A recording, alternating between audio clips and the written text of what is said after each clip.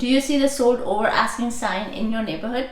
Are we going back to the last year's crazy market? Maybe, maybe not. The April 2023 market report is out from Toronto Real Estate Board. Let's check out how Markham housing market did in April. We will take a look at some of the charts, look at some of the data, and some additional market insights. Stay with me till the end to find out the secret behind this whole sold over asking fiasco. Hi, my name is Faiza Saleem and I'm your local Markham resource. Here we talk all about living, sleeping, playing, eating in Markham, Ontario, from market insights to home tours to neighborhood tours. If you're thinking about moving to Markham, check out this video to know the pros and cons of living in Markham. Wait, check it out later. Right now, we are going to talk about the market, how the market did in April and what is the forecast moving forward.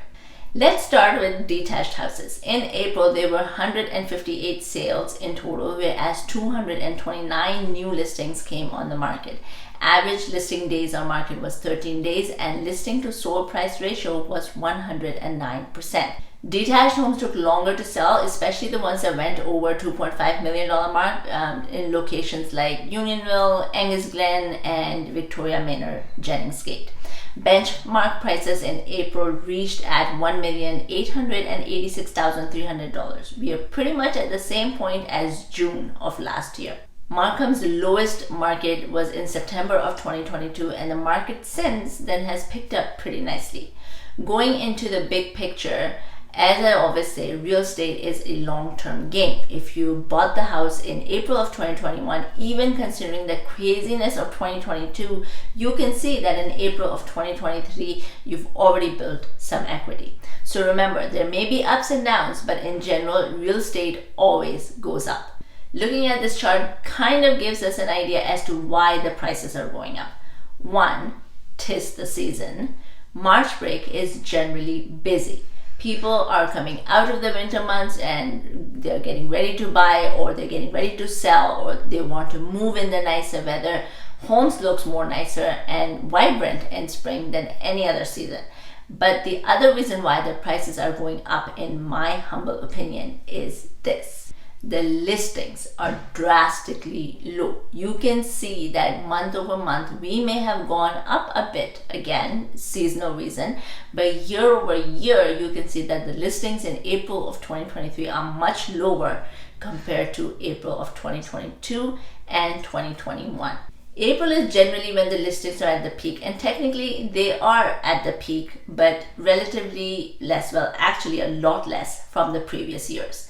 And the last metric that helps us understand why prices are going up is this.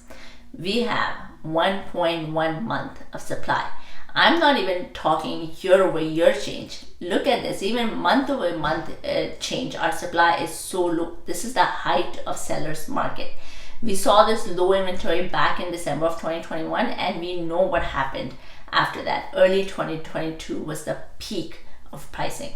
Now let's get into the townhouses. If you've been following my short weekly market reports since past few weeks, my favorite statement has been townhouses are on fire.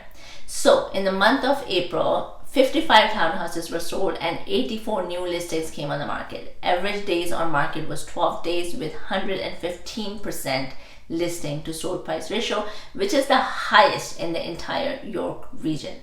Most of them, and I mean 90% of them that were marketed nicely, sold on offer night, which is under 7 days. Going back to our charts, you can see that the benchmark prices for townhouses are going up. The active listing story is pretty much the same as the detached houses, and we are sitting at 0.9 months of supply, whereas the buyers are going nuts over townhouses. Just over 2 weeks ago, there was a townhouse that sold in Markham for $1.56 million. Poof. For condos, there were 77 sales in Markham and 96 new listings in April. Average days on market was about 21 days and listing to sold price ratio was 103%. So as you can see in this graph, condos did take a significant hit since last year and the prices are not progressing as well as for the towns and detached. Nonetheless, month over month, numbers still show some positivity. Number of listings is historically low as well, just like towns and detached, whereas buyers are still pretty consistent month over month in buying the condos. We have about 1.2 months of supply for condos, which is also not too much.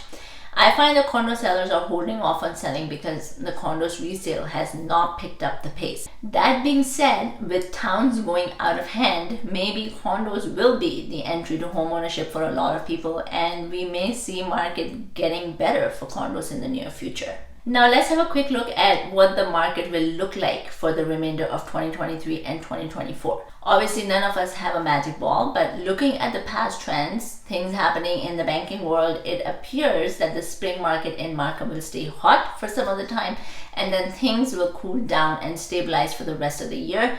And this is generally a normal market trend to begin with. Spring is a hot time for people to buy and sell, and as summer months come, people want to relax and enjoy, so the market slows down. And then it picks up it again in fall and winter. We will see what happens. If we have learned anything from the past 2 to 3 years, it's that the predictions are all bogus, and we will see when it happens. All right, now let's talk about the last part, sold over asking. What's the secret? In 2021 and 2022, this strategy of listing was very popular. To list the house way under asking to attract people. This is literally done to get traffic and create a bidding war. So technically, this metric of listing to sold price ratio is irrelevant in my opinion. You underprice the house dramatically, but then you sell the house for the market piece. The listing price is literally just a marketing piece. You can list the house under price, or you can list the house at market value. Obviously, the amount of traffic you get depends on the listing price you put in initially. Here is the interesting part. Last year at this time, in April, May, June timeframe, when agents underlisted their house, people knew that it was fishing and no one paid attention. People did not want to submit an offer, and the people who did submit an offer lowballed it to the end. This is when the interest rates kept on going up and up and up, and people were just sitting back and saying, no way, Jose, I'm not going in. So at that point, the agents changed their strategy and priced it correctly. If you saw a listing price, you knew that this is what they were expecting. Now, since past few months, the trend of underlisting is coming back up. What this tells me about the market is buyers' confidence. They know it's marketing. They know it's listed to get traffic, but they still go to see the house and they still go into the multiple offer situation.